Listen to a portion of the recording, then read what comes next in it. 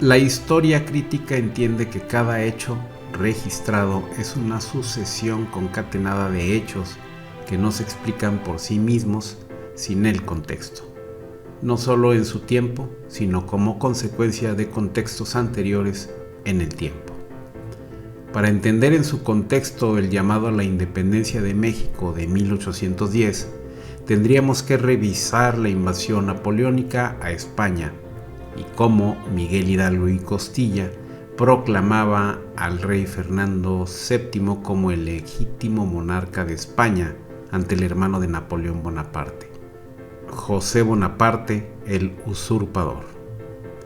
Las corrientes independentistas de América Latina de 1808 a 1826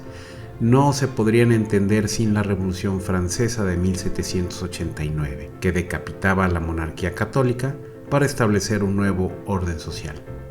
De igual manera, la Revolución Francesa no se puede concebir sin la influencia de la Ilustración que alimentó la independencia de Estados Unidos en 1776, que establecía la primera autoridad civil proclamada desde el pueblo y para el pueblo, y no desde la coronación por parte de alguna iglesia, fuera anglicana, calvinista, luterana o católica.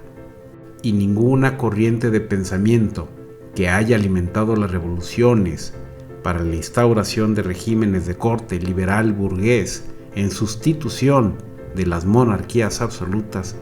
como la de los Países Bajos del siglo XVI, la rebelión de Cromwell en la Inglaterra del siglo XVII, la misma Revolución Francesa del siglo XVIII y, finalmente, en los países de América durante el siglo XIX, ninguna se puede entender sin el Renacimiento, que ponía en el centro de la historia al ser humano y no a Dios. La historia crítica es un algoritmo de búsqueda de árbol inverso, es ir de la hoja a la raíz, explorando todas las derivaciones y ramificaciones previas posibles. Así, y solo así,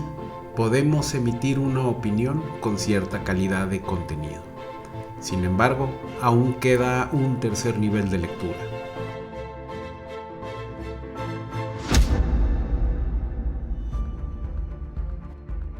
Así como una flor no es el resultado espontáneo de un día, así la vida de una persona o una nación, aplicando la teoría de las escalas, es producto de todas las variables congénitas sociales, psicológicas y culturales de su entorno. A esta línea virtual que hemos trazado desde los primeros destellos de la conciencia humana hasta el momento actual, hemos de visualizar un tramado en infinidad de niveles laterales, superiores e inferiores. Interpretar un hecho correctamente, el texto, depende de cuántas variables podamos identificar y reconocer en todos los demás niveles: el contexto social, psicológico, cultural, económico y político. En este punto, integramos nuevos elementos al conjunto de variables a considerar. La cruz es resultado de integrar en nuestra trama de visión cuántica dos elementos indivisibles que, como dos grandes polos gravitatorios, tensan el desarrollo de la historia, la política y la economía, entendiendo que lo político es una derivación del interés económico.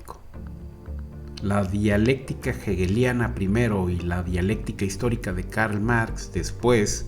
definen las dos posturas del pensamiento político-económico en los últimos 200 años. La izquierda, con su expresión radical del marxismo-leninismo, y la derecha, con su extremo neoliberal del capitalismo salvaje. Democracia y estados totalitarios, libertad de expresión y de conciencia, dogmas de fe y los pilares de la sociedad, libre tránsito del capital y comercio sin fronteras, clasismo, racismo y eurocentrismo. Todas las posturas del pensamiento contemporáneo pasan por esta dicotomía, más parecida al catarismo maniqueo del siglo XI que al Renacimiento del siglo XV, que dio origen a todos los eventos que configuran el estado actual de las cosas. Observar los sucesos, leer el contexto, identificar las conexiones y los hechos en torno a los eventos que nos muestran la realidad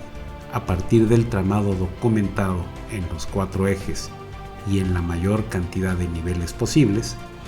nos permitirá decodificar los intereses que hay detrás